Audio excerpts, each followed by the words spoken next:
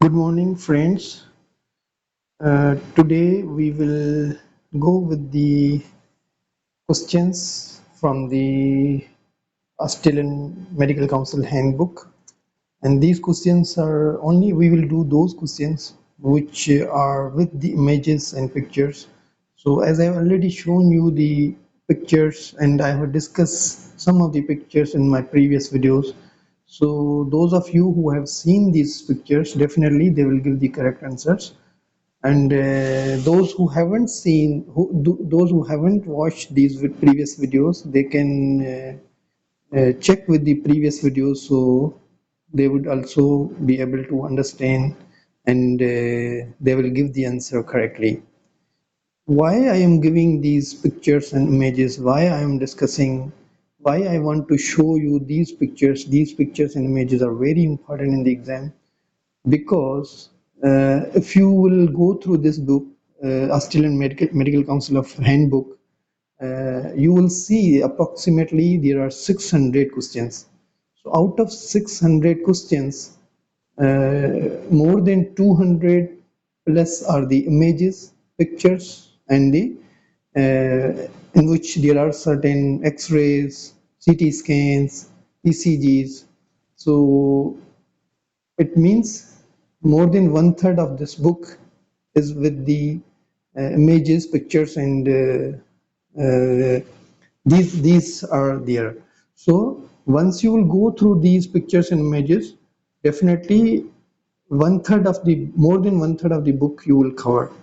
So I hope you will understand these things, because in exam time is very precious. Once you will see in the in exam such type of the images or pictures, if you have gone through in a very means repeatedly, if you have gone through those pictures and images, definitely you will give the correct answer and you will save your time. So time is very precious in this exam. So we are going through again with the questions or with images. So only those questions I will try to cover. Those questions who are which with images and pictures. So this picture, if you will see this 21-year-old man present with the neck swelling illustrated, which he had noted as a slowly enlarging painless lump over a 12 months period. So this painless enlarging lump over a 12 months period, a percutaneous core biopsy reveals thyroid granulation tissue in a lymph node. Which one of the following is the most likely diagnosis?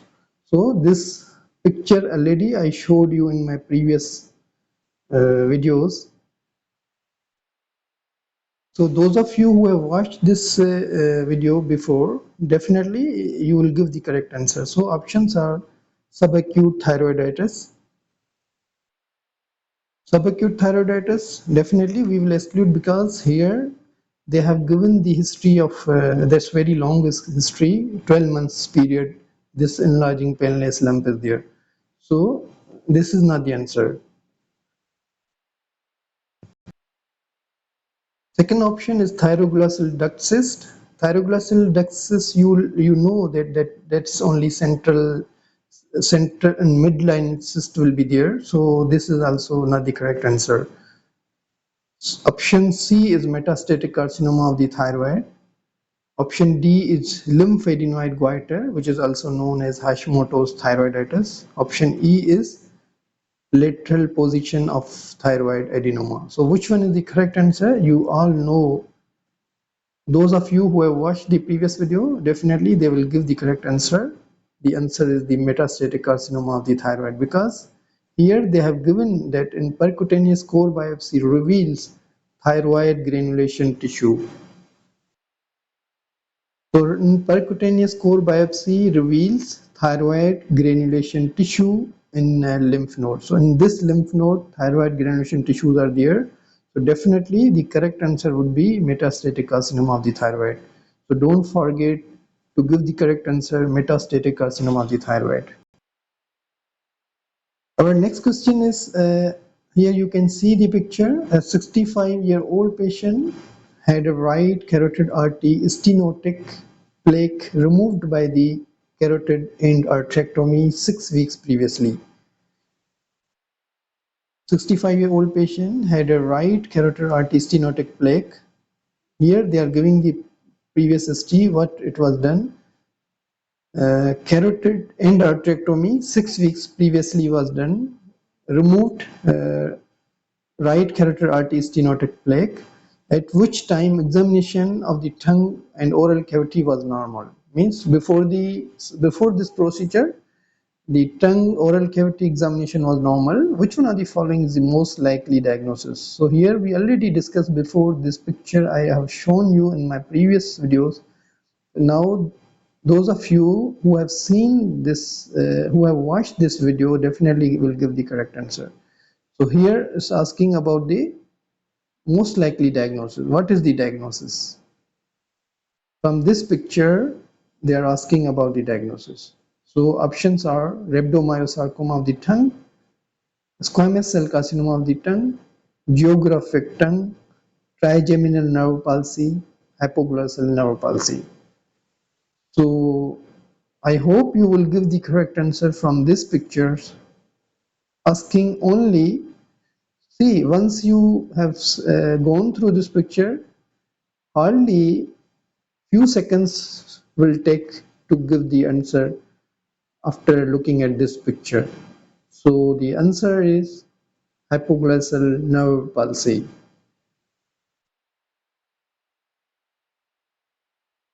So our next question, here you can see the picture.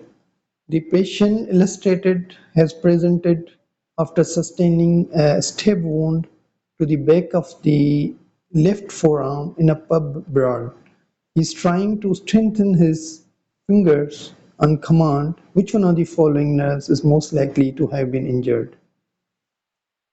Here you can see in the left hand of this patient, patient is unable to abduct this fingers and thumb as well. So if he is unable to abduct the entire hand, then here we can see that patient is unable to abduct fingers and thumb. So this picture already I showed you in my previous videos. So here is asking which one of the following nerves most likely to have been injured. This median nerve A, B ulnar nerve, C radial nerve, D posterior interosseous nerve, E anterior interosseous nerve. So we discussed in previous video that the radial nerve which supply these um, the abductor muscles of the hand and fingers. So but the fingers are being supplied by the posterior interosseous nerve, which is the branch of the radial nerve. So if radial nerve is damaged, then wrist drop will be there. But here you can see that patient is able to abduct the wrist, but he is unable to abduct fingers and thumb. So the posterior interosseous nerve is involved. So here correct answer, we will not go with the radial nerve, because here you can see patient doesn't have a wrist drop. If there is a wrist drop, then definitely you will choose the correct answer, radial nerve, not the posterior interosseous nerve. So this is very classical picture.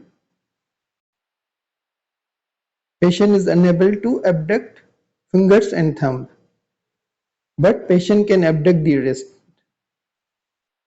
Okay, so this is the branch of posterior interosseous nerve, branch of the radial nerve. I hope it is clear for you. This is very important. This question came in 2014, so this is a past paper. This came in previous exam. So if it is wrist drop, then you will choose the radial nerve. If it is only patient is unable to abduct the fingers and thumb, then you will choose for posterior interosseous nerve. which is the branch of radial nerve. This another question. This question also came in 2014 in exam. 2014 March. This 72-year-old man who lives alone is brought to the emergency department. One more thing I want to, you should all know that whenever the question is in the emergency scenario, if question related with the ER emergency room, patient has come in the emergency room, you have to keep in mind, you have to try to give the answer correctly. So all of your emergency questions should be correct in your exam. If you want to pass, you have to give the correct answer. All those questions when patient is presenting in the emergency room. So you should not miss that question. A 72-year-old man who lives alone is brought to the emergency department by his daughter, who states that he is confused. On examination, his speech is garbled and difficult to follow, and he gives incomprehensible answer to questions. There is no other abnormality on examination. A CT scan of the head was performed and revealed cuts are shown here. Which one of the following most likely diagnosis? Which one of the following the most likely cause of his symptoms? What symptoms are there? Patient is confused. On examination, his speech is difficult to follow and he gives incomprehensive answers to questions, and there is no other abnormality on examination. So now the we have to see this these images of CT scan, and we have to give the answer. I already showed you in my previous video this image. This is CT scan.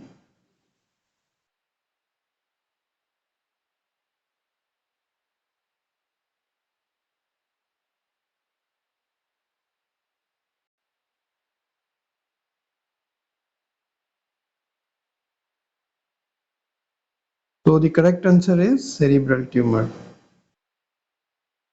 So this next question is, this 25-year-old man fell on his left shoulder while playing Australian rules football and now has a pain on attempted elevation of his left arm. The appearance is shown. Examination of his right arm was normal. Which one of the following most likely diagnosis? So here we have already seen this before. Here you can see left shoulder. He fell on his left shoulder while playing, and the right arm examination is normal. So the what is this? Here you can see this clavicle, which is left side. It is very visible, protuberant. It's outer side. So the options are anterior inferior dislocation of the glenohumeral joint, dislocated acromioclavicular joint, C. Traumatic costochondritis, that's also known as TEAD syndrome, D. Fractured clavicle, E. Dislocated sternoclavicular joint. So the correct answer, you all know about this. You have seen this picture before. So this is the fractured clavicle. I hope you will give the correct answer of this question as well. Thank you very much.